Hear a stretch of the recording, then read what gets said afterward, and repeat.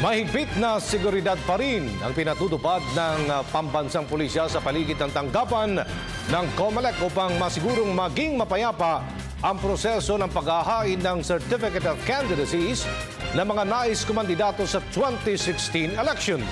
Ang kabuang ulat mula kay Julius Disamburon. Live, Julius. Aljo, dahil naging malapiesta na naman ang sitwasyon dito ng COMELEC, ay mas mahigpit na seguridad ang ipinatupad ng pambansang pulisya para sa mga supporters at syempre dun sa mga kakandidato sa 2016 elections. Sa ikalawang araw pa lamang ng filing ng Certificate of Candidacy ay halos dumagsa ang mga tatakbo sa lahat ng posisyon mula pagkapangulo hanggang sa mga pagka-party list representative.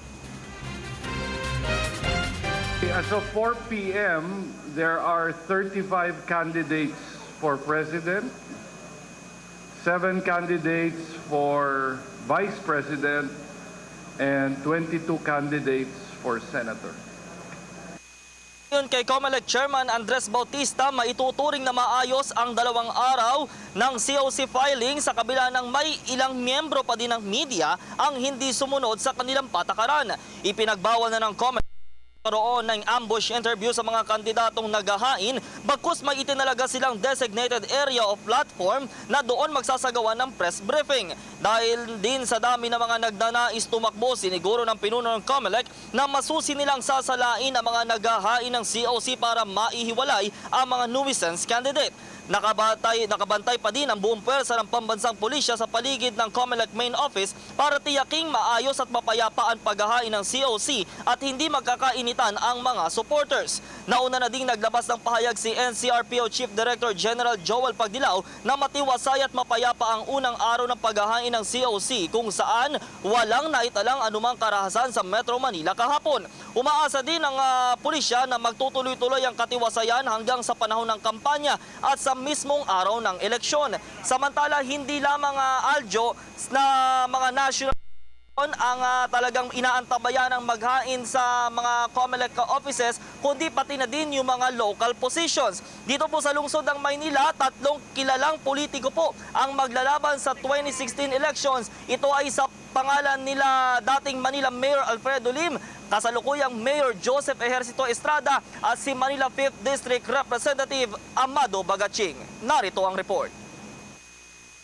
Muling tatakbo sa pagkaalkalde ng lungsod ng Maynila ang tinaguriang Batas ng Maynila Alfredo Lim.